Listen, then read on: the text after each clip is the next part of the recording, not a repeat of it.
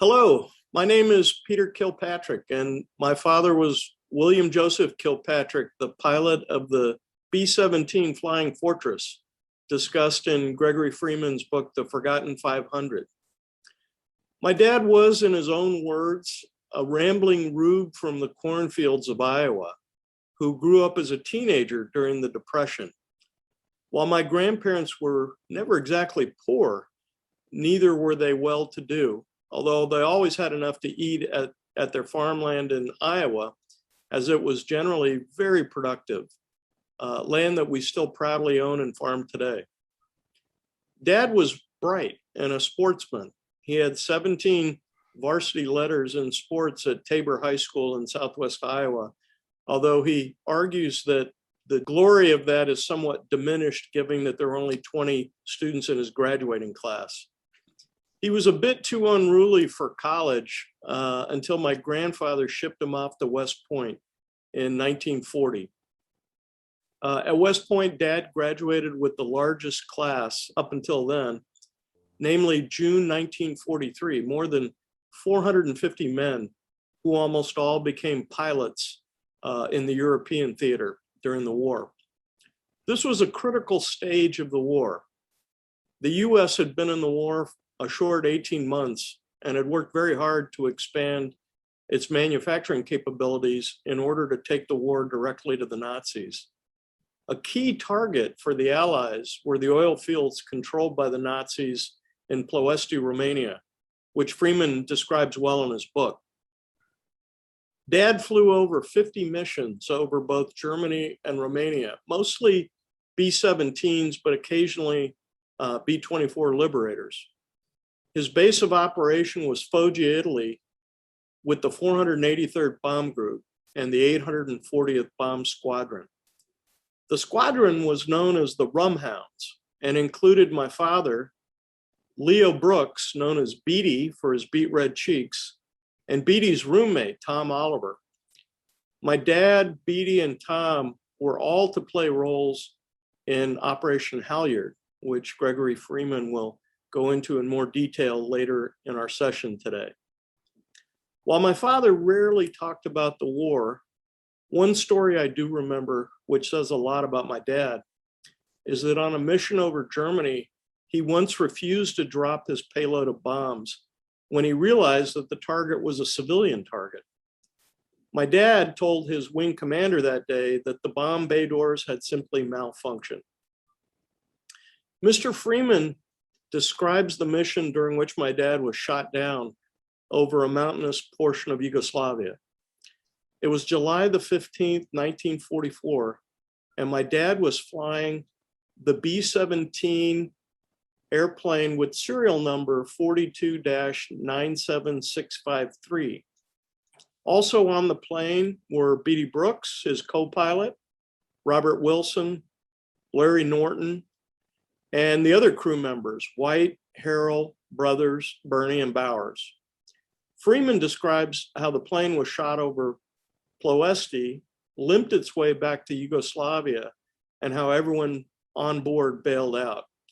Leo Brooks, in the obituary that was written about him in the howitzer at West Point, describes a lot more details about that particular flight. Unfortunately, my dad ordinarily piloted a different B-17, serial number 42-102429. That plane, as Mr. Freeman describes, was in formation with the crippled B-17 that my dad piloted that day. And the pilot and crew of that plane were very concerned about the welfare of my dad and his co-pilot that day, Beatty Brooks. The other plane's crew wanted to ensure that my dad and his co-pilot made it out of the plane. And in tracking my dad's plane, they sadly crashed into the side of a mountain. And all 10 on board were killed in action, according to Dave Osborne in the B-17 Fortress Master Log. Reading Mr. Freeman's book and piecing together all the information I had about my dad and his experiences, and with the help of the B-17 history, I was finally able to make some sense of my dad's struggles with PTSD. My dad witnessed his normal piloted plane and crew crashing into the mountain as he and Beatty bailed out. For 54 years of his life, after that July day in 1944, my dad would have nightmares and wake up crying out, but he never complained. In fact, he considered the events of World War II and his time at West Point as one of the highlights of his life. Many tens of thousands of soldiers and pilots and airmen had experiences just like my father's. The US bombed Ploesti repeatedly, as described in Mr. Freeman's book, and arguably crippling the Nazis' oil supplies hastened the end of the war. But many men were lost in those sorties over Ploesti. In fact, according to a number of sources, as many as 50% of all airmen were killed in raids over Ploesti. We owe my dad and the many tens of thousands, maybe hundreds of thousands of veterans, a very large debt of gratitude. As many say, freedom isn't free. It comes with a big cost. And even today, in our enlightened 21st century, there are many who would tell you that the world is a different place than it was in the middle of the 20th century, and we all should all be friends around the globe. And while that sounds nice, the reality is that there are still dictators and governments that reject the idea of freedom and who wish to restrict the rights of certain classes of persons. As we embark on our own lives' journeys, may we always be mindful of the many who created the opportunity for America to be the land of the free and the home of the brave. We must always balance the desire to do what is just and good for our community with the individual rights of persons. And with that, I'm really very pleased to introduce our special guest today for our Veterans Day celebration, Mr. Gregory Freeman. Gregory is the award-winning author of a number of books about military history, about seafarers, about the Navy, Air Force and Army pilots. He's written a number of books, and I encourage you to check out his website, Gregory A. Freeman. I'm very excited to present him to you today. He's going to talk about his book, The Forgotten 500. And The Forgotten 500, as I mentioned in my remarks, is the story of Operation Halyard, which was largely unknown until about 20 years ago, when it became declassified by the US government. And with that, I'm really very pleased to share with you Gregory Freeman. Gregory? Thank you, Peter. Appreciate that nice introduction. And I am happy to hear more about your father. Your father's episode in my book, I've always thought was one of the more poignant examples of how these young men bonded so well and looked out for each other. So I appreciate you sharing more of that with me. So The Forgotten 500 is about the Operation Halyard Rescues. And as you were saying, a lot of this came about because of the operation to bomb the Ploesti oil fields. As you said, many of the bombers couldn't make it back to their bases in Italy, and the crews often had to bail out over a portion of Yugoslavia, which was, to most of these airmen, very much unknown territory. They didn't know much about it. They didn't know much about the people. And what would happen was the crews would bail out, and they were landing in a country that was simultaneously trying to fight off the Germans, but also fighting its own civil war. And so you had the Germans present, but you also had the local Yugoslav citizens divided into two factions. Some were loyal to the exiled king, and others were loyal to General Tito. So you had these two factions fighting each other, and in many cases, the airmen would land in an area that was very mountainous and happened to be controlled by General Draža Mihailovich. He was the the one that was loyal to the king, and he was loyal to the Allies. Tito, of course, was communist. So what happened to your father, Peter, and so many other airmen was that they would drift down into this unknown land, and then they were greeted by these villagers who would take them in, and at great risk to themselves, they would harbor these Americans and hide them from the Germans. And they were taking a tremendous risk because the Germans had made it very clear that if anyone helped these Allied airmen, they would be punished severely. So the airmen were coming in fairly regularly, and the villagers would harbor them in their own homes at first, and then they would try to get them together. And one of the most moving things that I heard from the airmen was how generous the Yugoslav people were. They were in an area that is now Serbia, and the villagers would be tremendously generous to the airmen, even though they themselves had very little and were on the brink of starving. But whatever little food they would give to the airmen. They would have the airmen sleep in their homes, in their beds, while they took their family and slept out in the barn, things like that.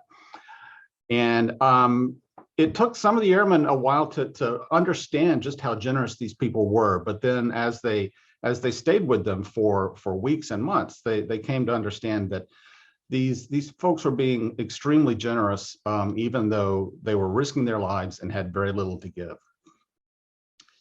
So General Mihailovich, he was quite a figure of his own. He was on the cover of Time magazine before the war as, you know, a leading, a prominent leader, and he was quite a charismatic man, big beard and all.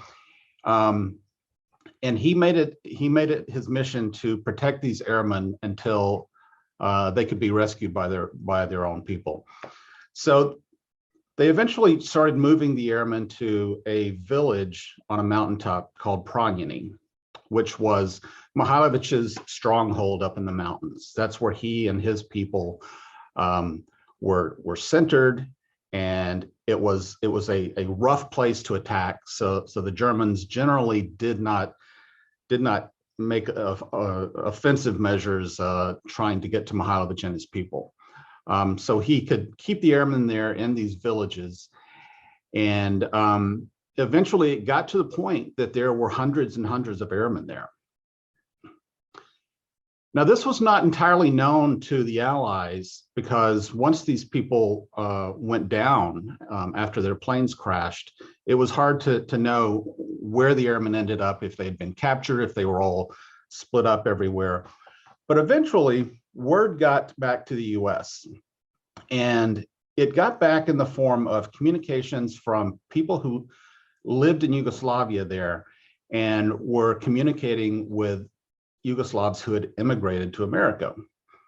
One of these people was a woman named Mariana Voinovich. And her story is a wonderful part of the book in itself, because she was married to a lieutenant, George Voinovich, who was an American citizen, but his parents had come from Yugoslavia. They sent George back to Yugoslavia for college. They wanted him to experience that culture. And while he was there, he met Mariana, they fell in love, and that's when the Germans invaded. So he and Mariana had this incredible adventure, a very perilous adventure, trying to get out of Yugoslavia and back to the United States. But they were successful. It's an incredible story. They were successful in getting Mariana back to the US, where she got a job in the State Department.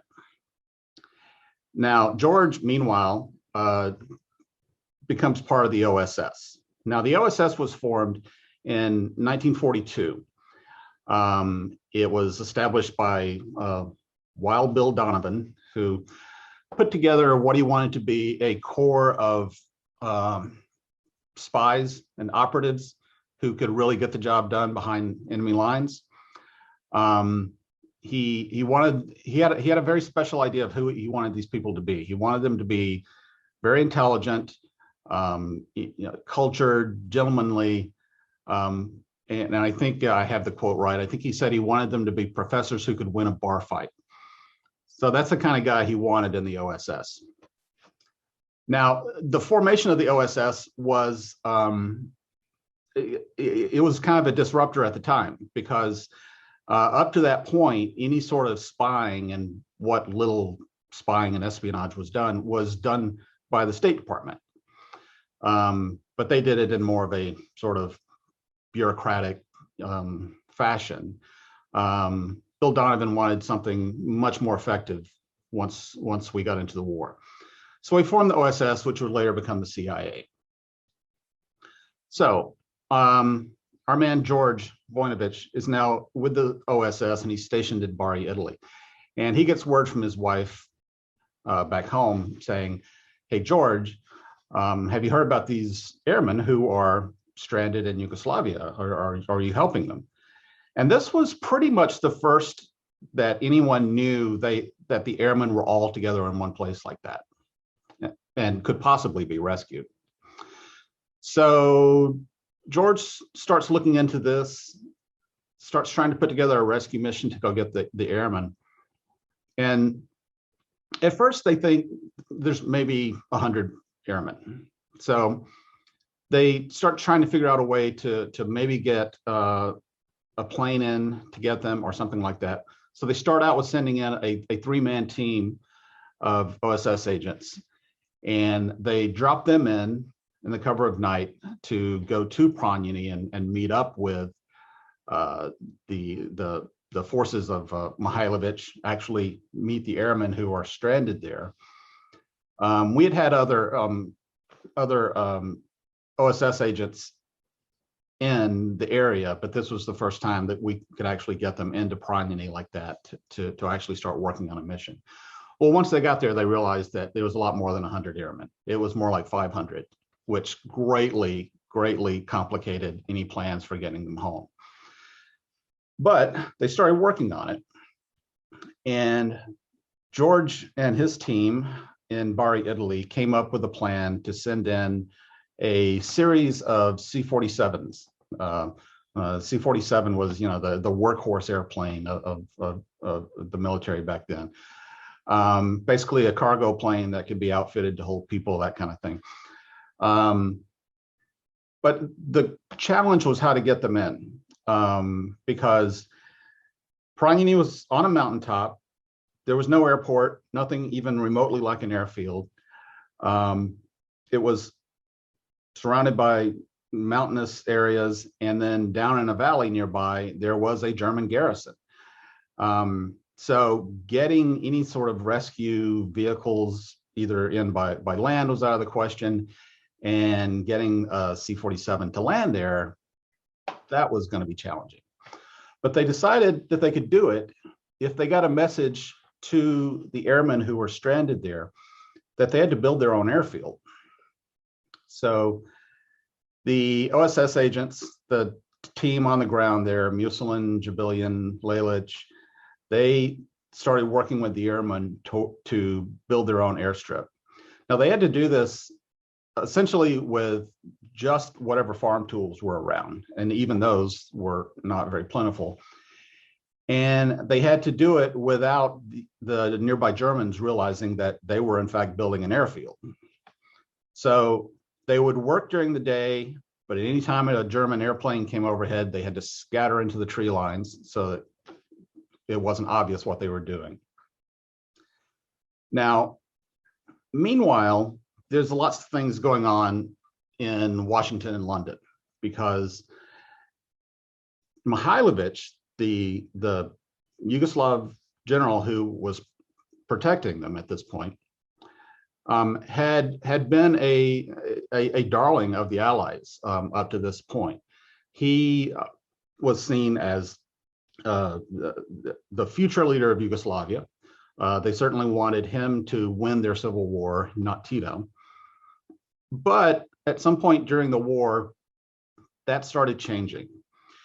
And that started changing because there were people led by the Cambridge Five communist moles in England who were feeding bad information to Churchill about Mihailovich. And they were alleging that he was actually a Nazi sympathizer, that he was collaborating with the Nazis. And they basically were able to convince Churchill, who then convinced FDR, that Mihailovich could not be trusted anymore. And so they pretty much cut him loose, turned their back on Mihailovich, and would not provide him any more resources or anything like that. But Mihailovich still maintained that he was going to protect these airmen. And he did that, again, at potentially great cost to himself, because if he was already fighting the Germans, he was already fighting Tito. If the Germans certainly found out that he had this many airmen in his care, they probably would have at least attempted an offensive on him. So this continues for a while as the airmen are building the airfield. George Voinovich and his team are assembling this rescue, an air train essentially, to try to get C-47s over there. And they're communicating in a coded way with the airmen on the ground. But George is also finding that they're running into lots of difficulty just getting the operation going, because he was meeting resistance from the State Department, who was very skeptical that any of this could work. His own superiors in the OSS and the military, who were very skeptical. They thought this was a really audacious plan. But he insisted on pushing forward on it. And he even met resistance, like some of his team even met very, very practical resistance from like the British, because the British, it became like a turf war. There were things in Yugoslavia that were supposed to be the purview of the British military and not the US. And they felt like that the US was stepping on their toes by trying to go in and do this mission that they didn't think was going to work anyway. And so they created a lot of logistical challenges that the OSS had to overcome. So they push forward on this. It takes a while to build the airfield. There's lots of risk involved, but eventually they launched the mission. They launched the mission one night, and when they send out the first C-47s, they were escorted by the Tuskegee Airmen, because they decided that they wanted the best fighter escorts they could get, because if their planes were shot down on the way, they may not get another chance at this rescue. And certainly if the planes were shot down on the way back when they were loaded with these airmen, that would be a terrible tragedy. So they sought out what they thought were the best fighter pilots, and the Tuskegee Airmen had that reputation. They were known for never leaving the side of their bombers. They could be trusted to do their mission and always stay. So the planes eventually come in, and you have to picture it's the dead of night. These airmen, the first group that have been selected to go out on the planes, are of course the injured and the ill, and they're waiting for the first planes to come in, and nobody knows if this is going to work, including the pilots. The pilots are just completely uncertain about this makeshift airfield that they've been told about, which was like almost to the foot, exactly long enough to land a C-47 and take off, because there were tree lines. And so the whole thing was so tense. And the first plane comes in, doesn't think they can make it. They go around, and everybody's like, oh, well, this is probably not going to work. Big disappointment. But then they come back, and then the first plane is able to land. It is able to pull up just short of the tree line, and they start loading airmen on. And one of the things that one of my favorite parts of the story is that once the airmen are on board, and of course they're very excited finally be able to go home. They realize they're sitting there and they look down at their boots. They have these big, heavy, insulated boots for wearing on a bomber, right? And they realize that this is the one thing they can give the people who sacrificed so much for them, people who are walking around in felt slippers and bare feet and were on the edge of starving. So one airman does it first. He goes to the door of the C-47, takes off his boots and throws them out to the people who had been caring for him. And then after a few minutes, you see this hail of boots being thrown from the planes. And that was what they could do for these people who had done so much for them. And you see in the photos of the airmen on the way back, you see a lot of them are sitting with their feet in canvas bags they found on the plane because they'd given their boots away. So the first mission is a success. That's followed by many more to pick up the airmen in groups until eventually they rescue more than 500 airmen this way. The same type of operation was used on a smaller scale in some other areas in that region to pick up other airmen once they saw that it could be effective. So the mission, as audacious as it was a great success. But nobody heard about it because it had to be kept secret, because they wanted to be able to do this again if necessary. They didn't want to put Mihailovich and his people at any more risk than they had to by publicizing it. And the airmen who were rescued and the crews who were involved were all told, don't talk to anybody about this. So this all stays very quiet for a long time. Then Tito is victorious in the civil war in Yugoslavia. And he immediately captures Mihailovich, his arch enemy, and puts him on trial. Of course, it was just a show trial.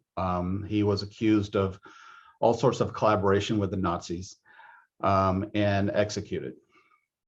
Now, while he was on trial, some of the airmen who were rescued actually made a big public push in the United States to help him. I mean, they were picketing outside the State Department saying, this man saved my life. How can we not do something to save his? And they wanted the State Department to intervene, to do something to interfere with this show trial that was obviously going to end in Tito's death. I mean, in Mihailovich's death. But the State Department wouldn't do anything. And even then, the airmen couldn't say a lot about how they had been rescued. They made very clear in newspaper articles and such that Mihailovich and his people had harbored them, but they still weren't able to say a lot about the rescue itself. So Mihailovich, unfortunately, was executed. And the story from there just kind of was buried. The story was not talked about very much for many, many years. In the 90s, there was a push to recognize Mihailovich for what he had done for the American airmen. And certain people in the Pentagon who knew the truth, and certain people in the Serbian community who understood what he had done for us, were pushing for this. And eventually, Mihailovich was awarded the Legion of Merit, which is the highest honor we can give a foreign national. But the State Department would not let it be awarded because Tito, this was before Tito's death. The State Department would not let it be awarded because they didn't want to upset Tito. And the State Department's position on it was basically, this is all past. This is all history. We're not going to rock the boat now with the communist leaders in Yugoslavia. to award this medal to him. So the Legion of Merit was put in a drawer in the State Department and kept there, never awarded to him until many years later, the 90s, when there was a push to actually present it to him, and a party including George Voinovich, the OSS leader, and some of the other participants in Operation Halyard were able to actually go to Yugoslavia and present it to Milovich's daughter, which was a nice eventual end to it. And since then, there has been an acknowledgement that the U.S. and the British governments were wrong to cut Mihailovich loose during the war, that he was not actually a Nazi collaborator. Churchill eventually said that turning his back on Mihailovich was one of his biggest mistakes of his career. But we have been able to get the story out more. When I first started looking into the story, the people involved had never really talked to anybody about it because, for one thing, like I'm sure you know, Peter, from your own father's experience, people of that generation came back from the war and did not really talk about it. They didn't come and tell you everything about all their exploits and what they'd been involved in and the trauma that they'd suffered. So the story was not very well known. And a lot of the people were still feeling like it was a military secret they should not divulge. I called Art Jabillion, who was the radio operator on the team that first went in. When I was able to track him down, I called him at his home and explained who I was and what I was interested in. And he said, "Oh, well, I haven't told anybody about this because they told me not to. But I guess if you know the story, then it's out there and I can talk to you." So Art was a wonderful person. And he had just been living this very quiet life. Nobody knew that he was responsible in part for this fantastic rescue. But then when the book came out, he became a local hero. And for years after that, he was signing autographs all over town. I mean, and I thought it was the most wonderful thing for people like Art and some other folks to finally get the recognition for what they did. Because what they did was bring home a lot of young men who went on to have families and future generations. And without their effort, that might not have happened. And that is, I think, something that we all should remember on Veterans Day, which is that there were so many people like that who did such important work, daring work, putting their own lives at risk to save others and make the world a better place and ensure that these men could have future generations. So I hope that the story illustrates some of that for us on this Veterans Day and helps us keep that in mind all the time. Gregory, thank you so much for your outstanding research on Operation Halyard and your book, The Forgotten 500. I have a few questions that maybe will help us unpack some of the things you learned. As you point out, there was very little known about Operation Halyard, largely because all the airmen who were rescued and the State Department and the OSS tried to keep this very hush hush. So I'm kind of curious. There was an OSS officer named Richard Kelly. He was a lieutenant commander, and he published a series of articles in the Blue Book in 1946 called, it was called Behind the Enemy Lines. And it ran in the Blue Book from early 1946 until 1949. And the eighth article in that series was called The Halyard Mission. It was published in August 46. I suspect you've come across this. And it's, so was he disciplined for publishing that article? Did this come to the attention of the OSS? Did this kind of go under the radar screen? Because, the Blue Book back then was fairly well known. So I'm just curious about that.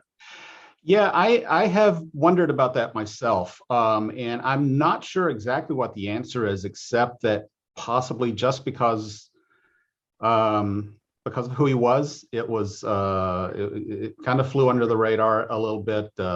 And he didn't, I don't have any knowledge that he was actually disciplined in any way for it. But I think they put out the word that this isn't something we're going to talk about a lot more. Gotcha. Another question I had, was there any evidence that Mihailovich really was duplicitous, in terms of serving the interests of both the Allies and the Nazis, or was it simply, trying to protect his people, in the mountains? And of course, when the Nazis came calling, you couldn't openly defy them. You had to, because they were essentially an occupied country. So I'm Right. kind of curious in your research what you might have learned about some of those accusations. And as you say, Churchill seems to have recanted his position, and it kind of makes you wonder what deals could have been struck between Stalin and Churchill with regards to supporting Tito in Yugoslavia. And I'm just curious what you might have turned up, because there's, as you probably know, there's been a lot written about the collaboration of the Allies with Stalin and the Soviet Union. Right. Yeah, I think that is entirely possible that there was something going on along those lines. From everything that I have been able to find out, I don't think there was any real legitimacy to the claims of collaboration against Mihailovich. There, as you kind of alluded to, yeah, there were times when you had to work with the Nazis in a sense, because yes, they were the occupying force. So there were times when maybe not Mihailovich personally, but his people may have had to make some arrangements with the Nazis, that sort of thing. But that happens in wartime among warring parties all the time. That is not unusual. But something like that, if you are a Tito supporter and you want to make that out to look worse than it is, then you can't. And you can use that as a basis for some claims, and then people who are already of the mind to work against Mihailovich can use that to their advantage. And I think that's what happened in the end. It is interesting that even to this day, at least until recently, there were still people in Serbia. Now this region is now in Serbia. There were still people in Serbia who believed the claims against Mihailovich. There were people who still believed that Tito was right, that Mihailovich was the one in the wrong. He deserved to be put on trial and executed. There were people who believed that. And in fact, the village of Pranjani, where this whole rescue took place, was kind of disfavored by the government for many years because it was seen as Mihaillovich's strong point. When the book came out, a lot of that started changing. People in Serbia embraced the book in a way that I did not anticipate, because they have always been proud of this story. They have always been proud of what they did for the Americans during this time. And so when the book came out, and it was written by a person who has no connection to Serbia or any of the people involved here, they saw it as a good objective accounting of what Mihailovich actually did. That started turning some wheels in the culture and in the government of Serbia. And now this region is actually getting more attention. The first time I went to Serbia and went to Pranjani, it was a long drive on some little back roads to get there. The last time I went, there's a big highway that goes to Pranjani now.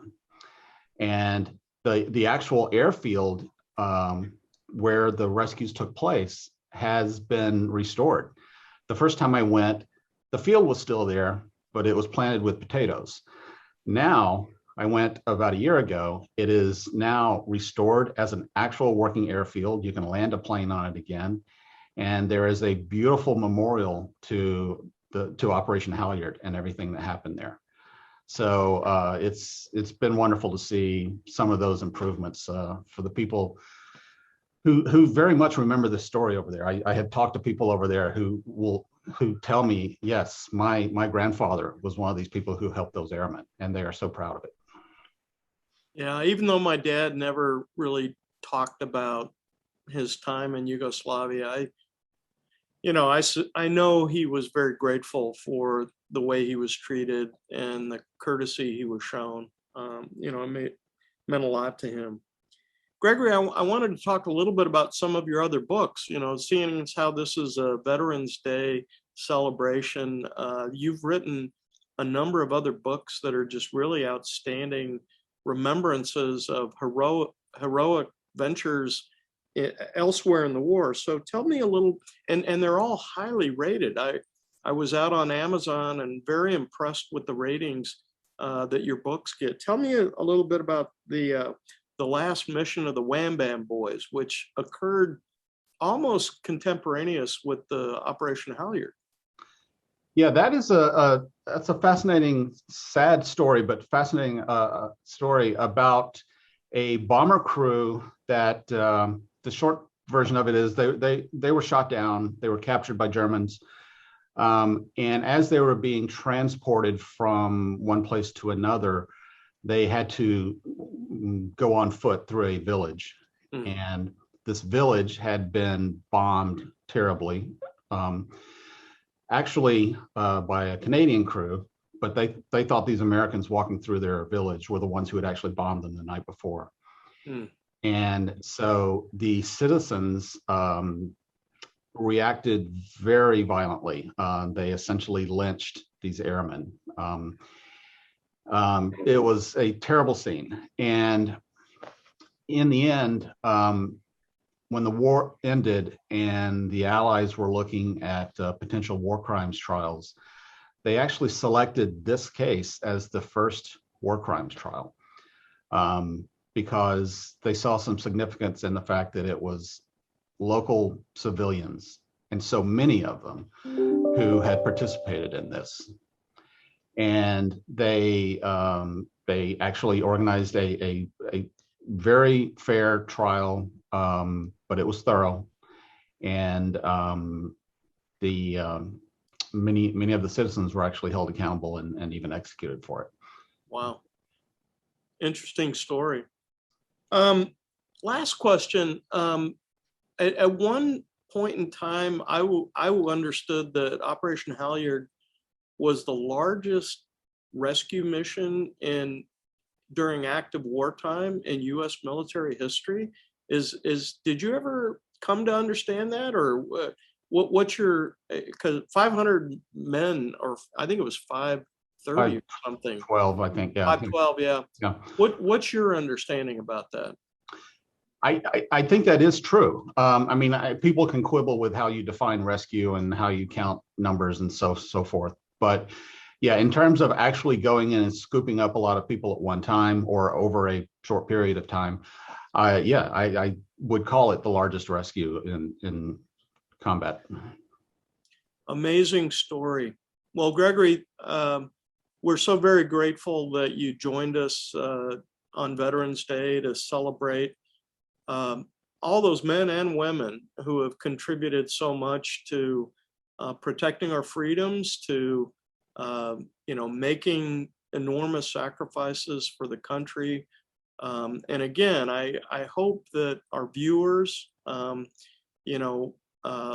something today, learn something interesting about World War II and about this particular operation.